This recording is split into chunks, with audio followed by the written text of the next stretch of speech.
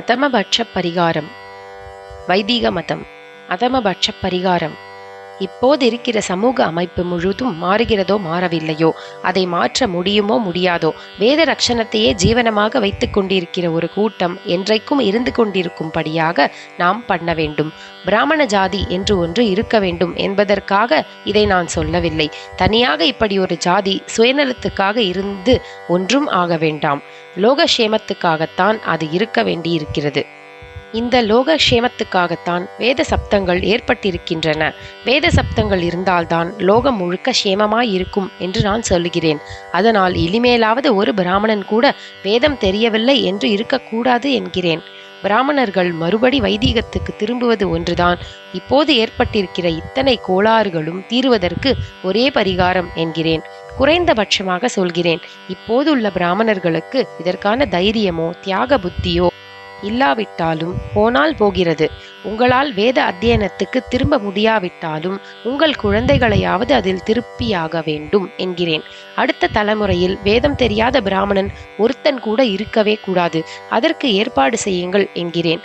லௌகிகத்தில் இத்தனை அசௌகரியப்பட்ட பின்னும் ஐயோ நம் குழந்தைகளை வெறும் வைதீகமாக்குவதா என்று நீங்கள் நினைத்து இப்போது நீங்கள் அனுபவிக்கிற சௌக்கியம் என்று நினைக்கப்படுகிற வாழ்க்கை முறையிலேயே உங்கள் சந்ததிகளும் இருக்க வேண்டும் என்று நினைத்தால் இன்னும் ஒரு படி இறங்கி வருகிறேன். உத்தியோகத்திற்காக தற்போதைய படிப்பில் உங்கள் குழந்தைகளை விட்டு அவர்களை பிற்பாடு வேத ரட்சணமே ஜீவன கர்மம் என்றில்லாமல் வேறு தொழிலில் விட்டால் கூட தொலைகிறது. இப்படி புதுமுறை படிப்பு படிக்கிற காலத்திலேயே 8 வயசுக்குள் உபநயனத்தை செய்து அப்புறம் சுமார் 10 வருஷம் தினமும் சாயங்காலம் 1 மணி வேத அத்தியனம் செய்வதற்கு ஏற்பாடு பண்ணுங்கள். இதையாவது பண்ணுங்கள் என்கிறேன். ஒவ்வொரு பிராமண வீட்டு குழந்தைகளும் இந்த ஏற்பாடு செய்தாக வேண்டும். இப்படி வீட்டுக்கு வீடு சிக்ஷை சொல்லி வைக்க இப்போது வாத்தியாரே கிடைக்க மாட்டார். அந்த லட்சணத்தில் நாம் இருக்கிறோம். இதனாலும் மற்ற பொருளாதார சௌகரியங்களை உத்தேசித்தும் பேட்டைக்கு பேட்டை ஒரு பொது இடத்தில் எல்லா குழந்தைகளுக்கும் வேத வகுப்பு நடத்துங்கள். கூட்டுறவு அடிப்படையில் கோஆபரேட்டிவ் பேசிஸ் இப்படி செய்வதால் வசதியில்லாத ஏழை குழந்தைகளுக்கும் கூட வேதை சிக்ஷை பெற சௌகரியம் ஏற்படும்.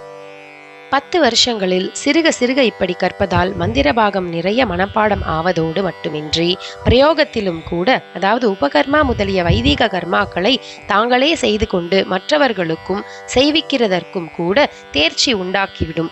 இவ்வாறு பிரயோகத்தை ஏன் சேர்த்துக் கொள்கிறேன் என்றால், வைதிக சடங்குகளை அவரவர்களே செய்து கொள்ள முடியும் என்றால்தான் எதிர்காலத்தில் புரோகிதர்கள் என்றே ஒரு தொழில்காரர்கள் இல்லாவிட்டாலும் கூட சமாளித்துக் கொள்ள முடியும். புரோகிதம் செய்வதே ஜீவனோபாயம் என்று வருங்காலத்தில் யாராவது பிள்ளைகளை விட்டு வைப்பார்களா என்று கேட்கிற நிலை வந்து விட்டதால் இந்த ஏற்பாடு அவசியமாகிறது. இப்படியாக வேத சப்தங்கள் லோகத்தில் என்றும் நிலைத்திருக்கும்படியாக செய்வதில் எல்லோரும் இதயபூர்வமாக முனைந்து நின்று காரியத்தில் இறங்க வேண்டும்.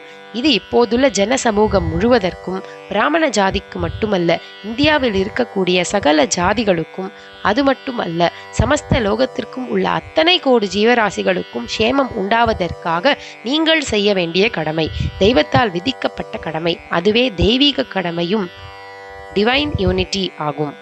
இப்போதிருப்பவர்களுக்கு செய்ய வேண்டிய கடமை என்பது மட்டுமின்றி வருங்காலத்தில் வருபவர்களுக்கு நாம் மகா துரோகத்தை செய்து பாவத்தை சேர்த்து கொள்ளாமல் இருக்கவும் இந்த காரியத்தை அவசியம் செய்தாக வேண்டும்.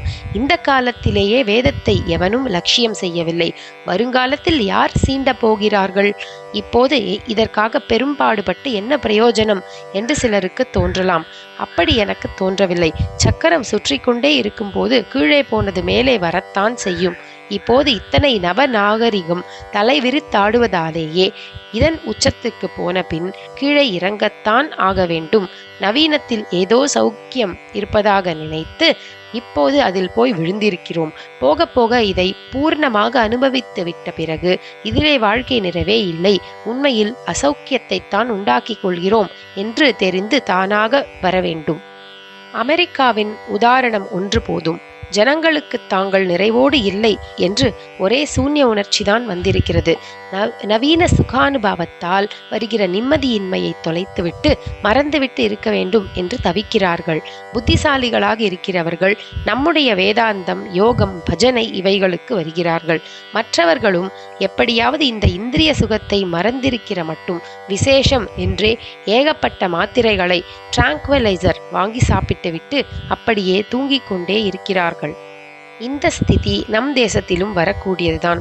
லௌகீக சுகத்தில் இன்னும் ஏதோ பாக்கி இருக்கிறது என்கிற வரைக்கும் அதையும் தான் பார்த்து விடுவோமே என்று ஓடிக்கொண்டிருந்தாலும் அப்புறம் கடைசியில் அனுபவித்து, அடடா இதுவும் சாஸ்வதமாக வைத்து கொள்ள முடியாமல் மறைந்து போகிற சௌக்கியம்தான் என்று என்று பிரத்யட்சமாக தெரிந்துவிட்ட பின் நித்திய சுகத்தை தருகிற ஆத்தியாத்ம விஷயங்களுக்கு ஜனங்கள் திரும்பத்தான் நினைப்பார்கள். அப்போது அவர்கள் இதுவரை சமூகத்திற்கு நிம்மதியை தந்த பழைய வைதீக மார்க்கத்தையே மறுபடி பூரணமாக எடுத்துக்கொள்ள வேண்டும் என்று நினைக்கிற போது அவர்களுக்கு வேத அத்தியனம் செய்வதற்கே இடமில்லை என்கிற நிலையில் இந்த தலைமுறையை சேர்த்த நாம் சங்கிலியை கத்தரித்து போட்டிருந்தால் அது எத்தனை பெரிய துரோகம்! அதற்கென்ன, அதுதான் இத்தனை புஸ்தகங்கள் இருக்கின்றனவே. வேத மந்திரங்கள், யாகங்கள் முழுவதையும் நம்மவர்களும் மற்ற தேசத்துக்காரர்களும் ஆதியோடந்தம் ஆராய்ச்சி பண்ணி வால்யூமாக எழுதி வைத்திருக்கிற புஸ்தகங்கள் இருக்கின்றனவே. அவற்றை பார்த்து வருங்கால தலைமுறைகள் வேதத்தை தெரிந்து கொள்ளட்டுமே என்று கேட்கலாம். இதற்கு நான் பதில் சொல்லியாக வேண்டும். அது தவிர அஸ்திவாரத்திலேயே இன்னொரு பெரிய கேள்வி இருக்கிறது. அதற்கு நான் இதுவரை பதில் சொல்லவில்லை. அதையும் சொல்லியாக வேண்டும். அது என்ன கேள்வி என்றால், வேத சப்தம் லோகத்தை ரட்சிக்கும் என்றால் என்ன அர்த்தம்? ஏதோ மந்திரங்கள் என்றால் அவையெல்லாம் சில ஒலிகள். அவை வார்த்தையாக இருக்கின்றன. இந்த வார்த்தைகளுக்கு அர்த்தம் இருக்க வேண்டும். அவை ரொம்பவும் உயர்ந்த அர்த்தமாக இருக்கலாம். அப்படியே இருந்தாலும் அந்த அர்த்தத்தை படித்து தெரிந்து கொண்டு விடலாமே. வேதத்தை எதற்காக ஒரு கூட்டம் வாழ்நாள் முழுவதும் வாயால் சொல்லிக் கொண்டிருக்க வேண்டும்? இப்படி சொல்வதற்காகவே ஒரு கூட்டம் எப்போதும் இருக்க வேண்டும் என்றால் எதற்காக? வேதத்தின் அர்த்தம் மங்காமல் இருக்க வேண்டும் என்றால் அதற்கு புஸ்தகங்கள் இருக்கின்றன. புஸ்தகத்தில் இருப்பதை காப்பாற்றுவதற்கென்றே பாரம்பரியமாக ஒரு ஜாதி இருக்க வேண்டிய அவசியமில்லையே. அவரவரும் புஸ்தகத்தை பார்த்து தத்துவங்களை தெரிந்து கொள்ளலாமே. ஆனால் அர்த்தத்தை மட்டும் சொல்லாமல் வேத சப்தம் இதுவரைக்கும் வந்திருக்கிற கிரமத்தில் மாறாமல் இருக்க வேண்டும். சப்தத்தை வாயால் சொல்லி ரட்சிக்க ஒரு கூட்டம் இருக்க வேண்டும் என்று சொல்வது ஏன் என்பதுதான் இதற்கு பதில் சொல்ல வேண்டும்.